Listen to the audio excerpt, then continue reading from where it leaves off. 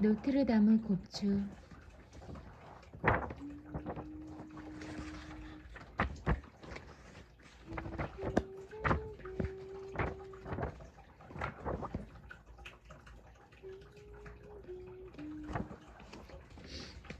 이번에는 훌륭한 선생들이 당할 차례가 되었다. 곰표수를 해치워라. 곰표수를 해치워라. 야, 이것 봐. 로방 부스팡. 저기 오는 놈은 누구냐? 저건 지루베르 슈일이라고 라틴어로 부르면 기르베르 투스 소리아코라는 놈이야. 오탕 학원은 학장이야. 야, 이것 봐. 이건 내가 누군데, 내 구두인데 내가 나보다 유리한 장소에 있으니까 이것 좀 너무 낯짝게 던져줘. 자, 사티루스 축제의 후드를 던질 테다. 흰옷을 입은 6명의 신학자를 해치워라. 저놈들이 신학자냐? 나는 또 생조 느베브가 로니령에서 곡물로 파리시에 바친 6마리의 흰 거위인 줄 알았지. 의학 놈들을 해치워라. 추기경들을 지긋지긋한 토론에도 해치워라. 야, 생주 느베브 학장아, 내 모자를 줄게. 애놈은 편애를 했으니까 말이야. 정말이야. 저놈은 노르망디 조의 내 석차를 부르주 출신의 아스카니오 파르자스파다 녀석에게 주어버렸단 말이야. 자기가 이탈리아 놈이라는 이유로 말이지. 그건 부정행위야. 생주 느베브 학장을 처치해라 하고 학생들은 합창하듯 소리쳤다. 야, 조아샹 드라도르 선생, 야 이놈! 루이다 유일, 야! 랑베르 오크트망. 저런 독일패의 학장 따위는 악마에게 목이라도 졸려야 해. 저 회색 외투를 입은 생샤페루 소속 사제들도 말이야. 아니, 외투라기보다 회색 속옷이야. 어이 문학사 선생들, 깨끗한 검은 외투 선생들, 깨끗한 붉은 외투 선생들, 총장 뒤를 졸졸 따라다니는군. 그 꼴 참 볼만하네. 베네치아 공이 바다와 혼례를 치르기 위해 나서는 길이로구나. 야, 장 생주 누베브 참사 회원이 간다. 참사 회원 같은 건 똥이나 먹어라. 크로드 슈아르 신부, 크로드 슈아르 박사, 말이 라지파르드를 찾고 있는 거냐? 그놈은 그라치니 거리에 있어. 백수 대장의 수청을 들고 있을 거야. 라드니에의 영업세를 지불하고 있어. 즉, 한 번 주고 있는 거냐? 너도 지불하고 싶으냐? 야, 모두 봐. 피카르드의 선거인 시몽 상강 선생이 여편네를 말 엉덩이에 태워간다. 기사의 뒤에 검은 슬픔이 앉는다. 능글맞구나, 시몽 선생. 안녕하슈, 선거인님. 안녕히 주무세요. 선거인의 마나님. 참 좋겠구나. 너희들은 여러 가지 것을 볼 수 있으니 하고 여전히 기둥머리의 입 장식에 매달려 있던 장이 한숨을 쉬면서 말했다. 아래에서는 대학 출입하는 서적상 앙드르 뮤니의 어른이 왕실용 모피상인 질 르고르느 어른의 귀에 입을 대고 뭔가 짓거리고 있다. 정말 세상이 말세군요. 학생들의 저런 소동은 처음 보는 거예요. 요즘 별것도 아닌 발명이 이것저것 모두 못쓰게 만듭니다. 대포라든가 세르팡지느 포라든가 구포 등. 특히 독일에서 유행한 성가신 인쇄술 같은 것은 이제 사본도 필요 없고 책도 필요 없다는 거예요. 인쇄술은 책방을 죽이는 거예요. 점점 세상은 말세가 되어가는군요. 비로드도 좋은 물건이 나오게 되었으니까요. 그런 종류 사정은 잘 알고 있어요 하고 모피 상인은 대답한다. 마침 그때 12시 종이 울렸다. 야, 12시다 라고 군중들은 입을 모아 외쳤다. 학생들도 일제히 입을 다물었다. 이어 와글와글 타당타당 하는 커다란 소음이 일어났다. 모든 사람들의 발이나 머리가 크게 움직인다. 여러 사람들이 기침을 하거나 코를 푸는 소리가 주위에 울려 퍼진다. 사람들은 줄을 서기도 하고 자기 위치를 결정하기도 하는가 하면 허리를 펴거나 동료들과 한데 어울리기도 한다. 그러고 나자 주인은 조용해졌다. 모두 목을 길게 빼고 입을 멍청이 벌린 채 대리석 무대를 응시하고 있다. 그러나 아무것도 나타나지 않는다. 재판소에 소속된 4명의 경관은 여전히 긴장하여 몸을 꼼짝도 하지 않고 서 있다. 마치 그림으로 그린 4개의 조각상과 같다. 군중들은 프랑드르 사절을 위해 설치된 귀빈석 쪽으로 눈을 돌렸다. 그러나 문은 닫힌 채였고 자리는 텅 비어 있었다. 군중들은 아침부터 세 가지 일을 기다리고 있었다. 즉 정오의 플랑드르 사절단과 성사극 이 3가지이다. 그러나 시간에 맞춰 온 것은 정오뿐이었다. 이건 너무 심하다. 1분, 2분, 3분, 5분, 마침내 15분을 기다렸다. 그러나 아무것도 시작하지 않았다. 귀빈석은 여전히 텅 비어 있었고 무대도 조용했다. 초조해하지 않고 있던 군중들은 차츰 화를 내기 시작했다. 아직 크지는 않았지만 안달을 하는 소리가 여기저기에서 수근수근 들려왔다. 성사극은 어떻게 된 거야? 성사극은 어떻게 된 거야? 하고 투덜거리는 작은 소리가 새어 나온다. 군중들은 비위가 뒤틀렸던 것이다. 아직은 웅성웅성 짓거리고 있을 뿐이었지만 태풍을 머금은 구름이 이 군중들 머리 위에 떠돌고 있는 것이다. 그런 상황에서 최초로 천둥 번개를 터뜨리게 한 것은 풍착간의 잔이었다. 성사극을 시작해라. 플랑드르인들은 지옥이나 가버려라 라고 기둥 머리 주위에서 뱀같이 몸을 비비 뒤틀면서 장이 큰 소리로 외쳤다.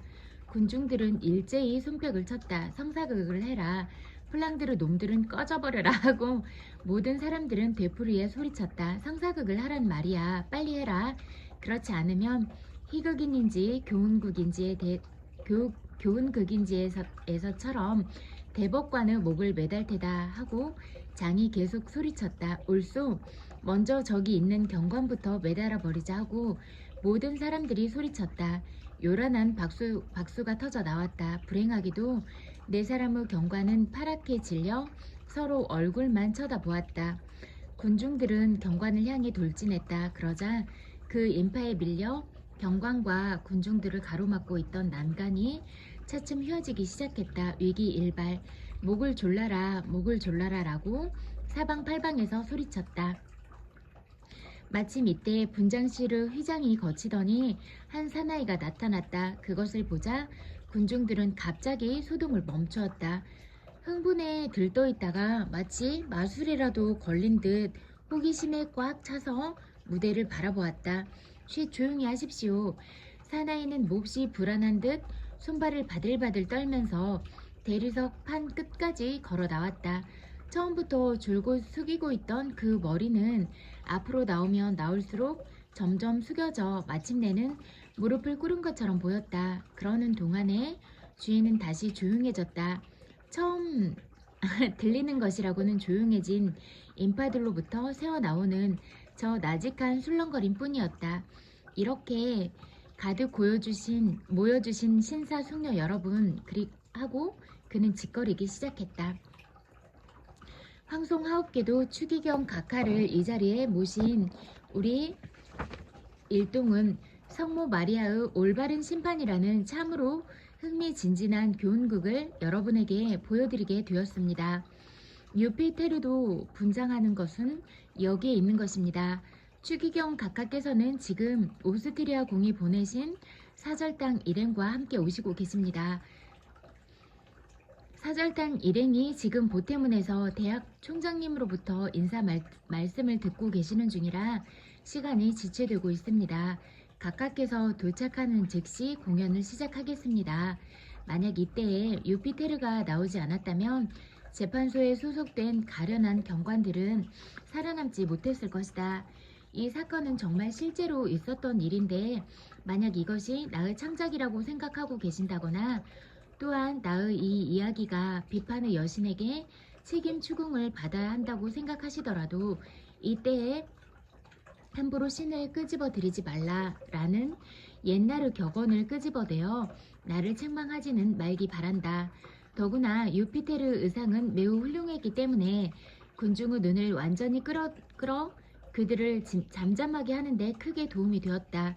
유피테르는 검은 비로드 천에다 금방 물린 장식용 단추가 달린 쇠사슬로 엮은 갑옷을 입고 머리에는 은으로 도금한 장식용 단추를 단 모자를 쓰고 있었다. 코 허리에서 위로는 연지를 빈틈없이 발랐고 그 아래는 덥수룩하게 수염을 기르고 있었다. 손에는 마분지를 말아 금빛으로 칠하고 군데군데에다 점을 만들어 반짝반짝 빛나는 톱날 무늬를 붙인 것 같은 것을 들고 있었는데 이것은 연극을 많이 본 사람이라면 아 번개로구나 하고 금방 알 수 있는 것이었다. 발은 살색으로 칠하고 그리스식으로 리본을 장식하고 있었다. 그러나 이러한 위험이 풍기는 의상을 하고 있지 않았다면 그 근엄한 태도는 베리 후자그 군단에 있는 브레타 슈에느 사수에게도 뒤지지 않는다고 할 수 있을 정도였다. 피에르 그랑고아르. 그러나 그가 인사음말을 올리고 있는 동안에 유피테르 의상을 본 순간 만장에 넘쳐 흘렀던 만족과 찬탄의 열기는 점점 식어가고 있었다. 그리고 그가 각하께서 도착하시는 즉시 공연을 시작하겠습니다 라고 매듭짓는 순간 그 목소리는 악모굴이 끓듯 끓어오른 비난과 야유 함성으로 들리지 않게 되어버렸다. 즉시 시작해라. 성사극을 지금 당장 시작해라 하고 모두 소리쳤다. 그 중에서도 한결 날카롭게 귀에 울리는 것은 조하네스 드 몰렌디노라고 불렸던 학생의 소리로 군중들의 떠들썩한 소음을 꿰뚫고 울려 퍼졌다. 이 학생은 당장 시작해라 하고 찢어지는 듯한 소리를 질렀다. 학문에 걸터 앉아있는 로방, 부스팡의 패거리들은 유피테르와 부르봉 추기경을 처치해라 라고 악을 쓰고 있었다. 교훈극을 하란 말이야. 당장 시작해라. 바로 지금. 그렇지 않으면 배우건 추기경이건 매달아 버리겠다. 불쌍하게도 유피테르는 핏줄 선 눈을 굴리며 겁에 질려 어정거리기만 할 뿐이었다. 연지를 바른 얼굴이 새파랗게 질려버린 유피테르는 그만 번갯불을 떨어뜨려 버리고는 당황하여 모자를 움켜쥐었다. 그리고는 넙죽 절을 하고 벌벌 떨면서 더듬더듬 겨우 말을 이었다. 각하께서는 사절단 일행은 프랑드르의 마르그리트님은 그는 무엇을 어떻게 짓거리고 있는지 알지 못하는 듯했다. 정말로 목을 매달아 버리는 건 아닐까 겁이 났던 것이었다. 더 기다리게 하면 군중들이 목을 달아맬 것이다. 기다리지 않으면 추기경이 목을 달아맬 것이다. 어느 쪽을 보아도 지옥 즉 교수대였다. 다행히도 이때 그를 위기에서 구출하고 뒤치다거리를 해주겠다는 사나이가 나타났다. 난간 이쪽으로 대리석 무대 주위의 비어있는 자리에 아직 아무에게도 들키지 않고 한 사나이가 서 있었다. 후리후리한 몸매로 기대고 있던 기둥에 완전히 숨어있어 구경꾼들 쪽에서는 전혀 보이지 않았던 것이다. 금발머리에 키가 크고 마른 체격인 이 사나이는 안색이 별로 좋지 않았고 젊은 나이인 것 같았지만 이마와 볼에 이미 주름살이 잡혀 있었다. 눈은 반짝반짝 빛나고 입가에는 웃음을 띠고 있었으며 낡아 반질반질하게 된 검은 서지 옷을 입고 있었다. 그는 대리석 무대에 다가와 군중들의 집중 공격을 받고 있는 가련한 유피테르에게 눈짓을 했다. 그러나 상대는 당황하고 있었기 때문에 눈치를 채지 못했다. 한 걸음 더 다가간 사나이는 유피테르 하고 불렀다. 이 소리도 유피테르 귀에는 들리지 않았다. 마침내 금발의 그 사나이는 초조해져서 상대의 바로 코앞까지 다가가서 이름을 불렀다. 미셀 지보르누. 누구요? 나를 부른 사람은 깜짝 놀란 얼굴로 유피테르가 말했다. 나야. 검은 옷을 입은 사나이가 말했다. 즉시 시작해. 놈들이 하자는 대로 해주자. 대법관에게는 내가 적당히 말할 테니까 그렇게 하면 추기경에게는 대법관이 어떻게 하든 적당히 변명을 해줄 거야. 유피테르는 휴 하고 안도의 한숨을 쉬었다. 시민 여러분, 지금부터 즉시 시작하기로 하겠습니다. 그는 여전히 야유를 퍼붓고 있는 군중들을 향해 목청을 높여 소리쳤다. 그것 좋지, 유피테르. 시민 여러분, 박수를 보내주시기 바랍니다. 학생들이 소리를 질렀다. 만세, 만세. 군중이 소리친다. 귀가 먹을 것 같은 큰 박수 소리는 유피테르가 휘장 속에 들어가고 난 다음에도 대강당에 계속 메아리치고 있었다. 그러나 그 누군지도 모르는 인물, 우리들이 경외하는 코르네류 말을 빌어 말하면 마치 마술을 쓴 것처럼 태풍을 잔잔히 바다로 바꿔버린 그 사나이는 이미 앞서 말한 그 기둥 뒤의 어두운 곳으로 몸을 숨겨버렸다. 유피테르가 막 뒤로 들어가고 나서도 상당한 시간이 지났다. 그러나 조금 전까지 그렇게도 시끄러웠던 군중은 지금은 유피테르 말을 완전히 신용하여 매우 조용히 기다리고 있었다. 이것으로 알 수 있는 바와 같이 구경꾼들을 얌전하게 기다리도록 하려면 바로 지금부터 시작하겠습니다. 라고 말해두는 것이 상책이다. 이것은 영원 불멸의 진리이며 아직도 공연장에 가면 매일같이 그런 증거를 볼 수 있다. 그러나 장은 과연 눈치가 빨랐다. 그런 소란을 멈추고 지금은 조용히 기다리고 있는 군중 한복판에서 느닷없이 이렇게 소리쳤다. 야, 유피테르야, 성모 마리아야, 이 광대 같은 놈아, 사람을 놀리는 거냐? 연극은 대체 어떻게 되는 거냐? 빨리 시작해라. 그렇지 않으면 또 소란을 피우기 시작할 때다. 그 순간 나무로 만든 분장실로부터 높고 낮은 갖가지 악기 소리가 들리기 시작했다. 막이 올라가고 그림 물감과 연지와 분을 바른 4명의 배우가 나타나 무대로 이어지는 가파른 사다리를 올라갔다. 무대로 올라가자 구경꾼들을 향해 한 줄로 서서 공손하게 절을 했다. 그러자 음악이 그쳤다. 바야흐로 성사극이 시작되는 것이었다. 4사람의 배우가 절을 하자 아낌없는 박수가 터져 나왔고 그것이 끝나자 기침 소리 하나 나지 않는 정적 속에서 서시가 읊어졌다. 그러나 너무 장황했기 때문에 이것은 생략하기로 하자. 그런데 오늘날도 그렇지만 구경꾼들은 등장인물의 역할보다도 오히려 그들이 입고 있는 의상 쪽에 마음을 빼앗기고 있었다. 생각해보면 그것도 무리한 것은 아니지만 무대 위에 있는 4사람은 다 노란색과 흰색을 반반으로 염색한 긴 옷을 입어 누가 누구인지 분간하기 힘들었는데 다만 그 천으로 구별할 수 있을 뿐이었다. 첫 번째 배우는 황금빛과 은빛의 비단 옷, 두 번째는 견직물, 세 번째는 모직, 그리고 네 번째는 삼배 옷이었다. 첫 번째의 배우는 오른손에 칼을, 두 번째는 황금빛 열쇠 2개를, 세 번째는 저울을, 그리고 네 번째는 삽을 들고 있었다. 이런 소지품으로 미루어 보면 배우들 각자의 역할은 누구나 즉시 알 수 있는데 그래도 아직 잘 모르는 머리 둔한 분들은 생각해서인지 4사람의 옷 소매에 검고 굵은 글자가 꿰매진 것이 보인다. 비단 옷에서는 나는 귀족입니다. 견직 옷에 나는 성직자입니다. 모직 옷에는 나는 장사꾼입니다. 삼배 옷에는 나는 농부입니다. 라고 쓰여져 있었다. 이 상징적인 4배우 중에서 2사람이 사나이라는 것을 그들의 짧은 옷과 머리에 쓴 크라미뇨 오르 모자를 보면 바보 천치가 아니라면 문제없이 알 수 있었다. 한편 나머지 여배우 2사람은 사나이보다 긴 옷을 입고 길게 들이운 머리 수건을 쓰고 있었다. 서시를 계속 듣고 있으면 어지간히 둔한 사람이 아닌 이상 그 줄거리는 이런 것이구나 하고 알 수 있었을 것이다. 즉 농부와 상인, 성직자와 귀족은 각각 부부간이었다. 이 행복한 두 쌍의 부부는 공동의 재산으로서 훌륭한 황금 돌고래를 가지고 있는데 어떻게 해서든지 그것을 세계 제1의 미인에게 주려고 생각하고 있는 것이다. 그래서 미인을 찾아온 세계를 두루 돌아다니면서 고르콘다의 여왕, 드라비다족의 왕녀, 타타르족의 칭기스칸 공주 등을 차례로 퇴짜 놓은 다음 바로 지금 파리 재판소 대리석 무대에 도착하고 쉬고 있는 것이다.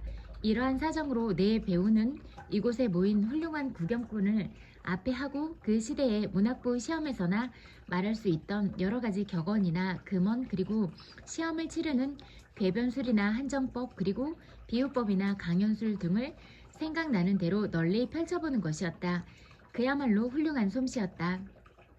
그러나 이 상징적 인물들이 서로 앞을 다투어 비유 홍수를 퍼붓고 있는 이 순간 그랑구아르 즉 이 극의 작가이며 시인인 친애하는 피에린 그랑구아르만큼 귀를 곤두세우고 가슴을 두근거리며 그리고 또 핏줄선 눈을 굴리며 목을 길게 빼고 있는 사람은 없었다.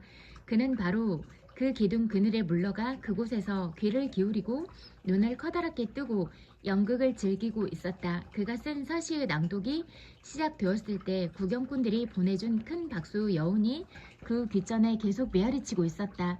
그래서 그는 황홀한 명상에 완전히 잠겨 있었던 것이다. 자기의 생각이 하나씩 하나씩 배우 입에서 조용해진 관중 속에 떨어져 가는 것을 눈으로 보았을 때 작가라면 누구나 경험하는 경지라 할 수 있었다. 잘했어 피에르 그랑고아르. 그러나 말씀 들으기조차 괴로운 일이지만 이런 황홀한 기분도 금세 산산이 부서지지 않으면 안 되었다. 그랑고아르가 기쁨과 생리의 축배를 입에 댄 순간 한 방울의 쓴 술이 섞어져 버렸던 것이다. 구경꾼들 틈에 끼어있던 누더기를 걸친 한 거지가 군중 속에 휘말려 들어가 버려 좀처럼 동냥질도 할 수 없게 되면서부터 그 일은 시작되었다. 틀림없이 옆에 있던 사람들의 호주머니를 뒤져보았겠지만 신통치 못했는지 그 거지는 어딘가 높은 위치, 눈에 잘 띄는 곳에 앉아 사람들의 시선을 끌어 동냥질을 하려고 마음먹기에 이르렀다. 그래서 그는 서시의 첫 글귀가 낭독될 무렵 사절단용으로 만들어진 귀분석의 줄을 타고 강단의 난간 아래에서 처마 끝의 차양까지 기어 올라가 그곳에 털썩 주저앉았다. 그리고 입고 있는 누더기와 오른팔 전체에 퍼져있는 소름이 끼치는 상처를 보이면서 사람들의 주의를 끌거나 동정심을 불러일으키려 했던 것이었다. 그러나 아직 한마디도 짓거리지는 않았다. 거지가 아무도 짓거리지 않았기 때문에 서시의 낭독은 아무 일도 없이 진행되고 있었다. 이대로 간다면 어떤 소동도 일어나지 않았을 것이다. 그러나 공교롭게도 그 기둥의 꼭대기에 매달려 있던 장이 거지의 행동을 알아채고야 말았다. 이 장난꾸러기는 갑자기 깔깔대고 웃으며 연극이나 무대를 열심히 보고 있던 구경꾼들에게 방해가 되는 것도 아랑곳하지 않고 거침없이 소리쳤다.